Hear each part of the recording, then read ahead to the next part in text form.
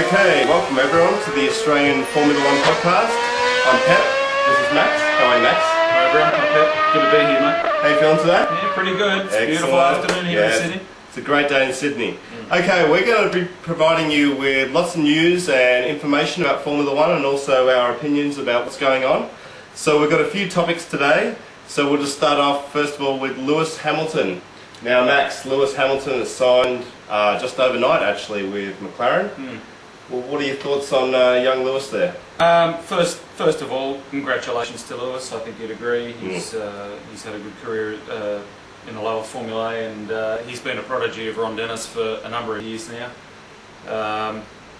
With the experience of Fernando Alonso going to McLaren as well, I think Lewis will learn a lot, and he'll have to learn very quickly. Alonso didn't win the last two World Championships for being a mutt. No. So I think you agree that this is a golden opportunity for Lewis. And could Ron Dennis be uncovering the next Kimi Raikkonen?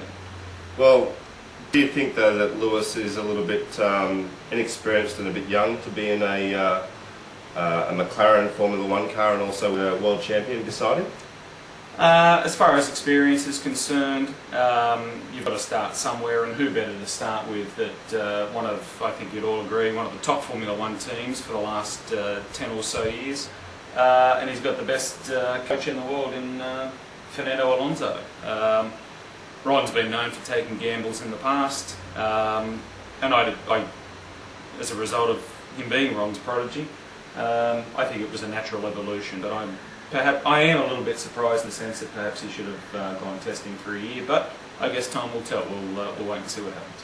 Well, personally, I think that Lewis, you know, he doesn't have any race experience, and McLaren's a top team. He's with a world champion, and that maybe he should have served a year in a lower a lower grade team before McLaren, being a top team.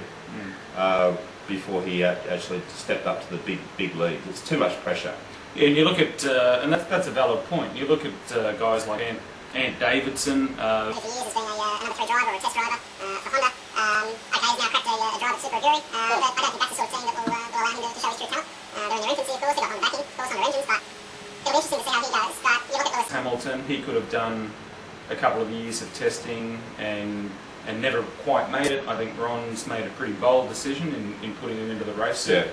But again, Ron doesn't do anything by halves or by chance, so there would have been a good deal of thought put into this signing, I would imagine. And he's got the best coach to learn from in the dual Formula One World Championship driver in Fernando Alonso. So Okay. could be a bold move. Let's move on to Renault. Now, overnight, Nelson Piquet has come out and said that he believes that his son, Nelsinho, is going to do very well, and that Fisichella should watch his back. Now, personally, I think that that's valid comments from Nelson Piquet, because Nelson has said that his son was faster than Heikki Kovalainen, and that if Heikki does what we think he's going to do to Fisichella, then the young Brazilian could be very strong for a race seat in 07. Yeah, he's confident, all right. Them's fighting words, there's no doubt about that. Well, Pep and I have both had the experience of seeing Piquet Jr. live. Young Nelson. Young Nelson at the 2005 A1 GP at Eastern Creek in Sydney. He was pretty much streets above the rest. I think you'd agree with that. He was very strong. He was very quick. He looked very strong in the races. Fissy has to watch his back. It'll be interesting. Yeah, it'll be interesting to see. I think my personal opinion is that Flav's probably kept Flavio. Bravo. I think Flavio's kept Fizzy this year, as we've discussed, for a mentoring role. And I think at the end of this year, Fizzy will be shown up. I don't know that he will have the upper hand. He's a solid driver. He's a quick driver. We all know that, and I pay my due respect. But I think he does have to watch his back, and I think Piquet Senior has an argument. Yeah, I agree 100%, and I think that Fisichella needs to watch himself very closely, and we've discussed actually in the past about how there's a lot of drivers who could retire at the end of '07, but we'll cover that probably in another edition. But lots of information. Oh yeah, it's all very interesting. There's no doubt about it. There's no doubt about it. Okay, so finally we're going to talk about Webber. We're Australians, so we love Mark Webber, and he recently had his seat fitting at Red Bull. And of course, as we've discussed many times, mate, he's got a Renault engine, an Adrian Newey designed car. They've been working on that car all year. We know that. Yeah. Webber has to be strong, I believe, next year. What do you think? Oh, I totally agree. It's make or break for Webber. I think that's fairly well known around the paddock and in the press. Webber's, for the first time in his career, his teammate is a veteran, someone that Webber could probably learn off, and at the same time teach a few or give a few lessons of his own. I think you'd agree. Webber's effectively going back to the team that he left in 2003 when Red Bull were Jaguar. And we saw how we got the whole workforce behind him then. Yeah. A la, dare I say it, a la Michael Schumacher, everyone at Jaguar. I think it's a known secret. I love Mark Webber and his feedback and the way he grabbed the whole team and brought them Absolutely, together. Yeah. So I think it'll be, I do think it will be a do or die year for Mark Webber. Yeah. No excuses anymore. He's in a team that has, as you quite rightly said, Adrian Newey is the chief designer and aerodynamicist.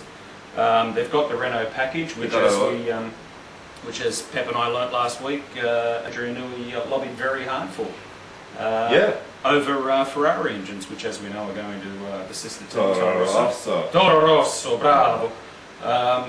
It'll be an interesting year for Webber, but I think he will shine with the right package. I don't think he's ever been really given the right package. You saw what he did with the Jaguar in 2003. Yep. Qualified on the front row once and got a couple of thirds in qualifying. But can he win races in 2007? I mean, we've been talking for years waiting for him to win races, and he still hasn't done more than just a couple of podiums. So personally, you could call it my optimism, but I really hope that he can get regular podiums and maybe even a race win. It's not out of the realms. It's not out of the realms of possibility. When you think about it, Red Bull this year had a stagnant year compared to the other teams. They went backward by basically not developing the RB06.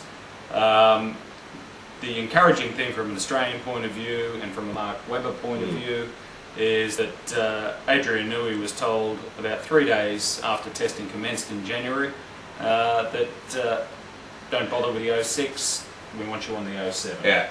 And it's not the normal June, May-June decision to switch. Adrian just looked at the car and just went, no more.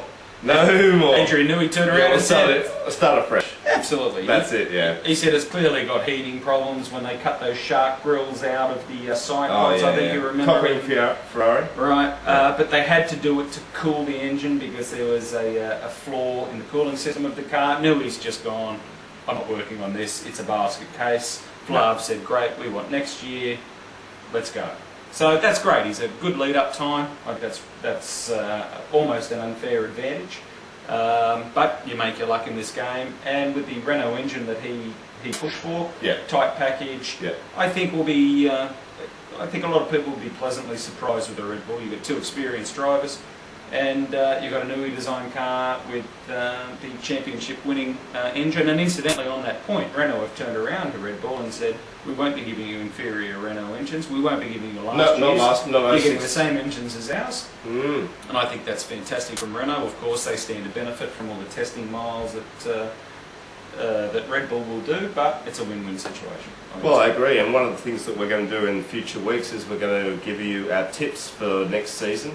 Lots of regulatory changes, lots of rule changes as usual. So thanks very much for joining us, and we'll see you next time. Yeah, thanks guys. Okay, see you, bye. Bye.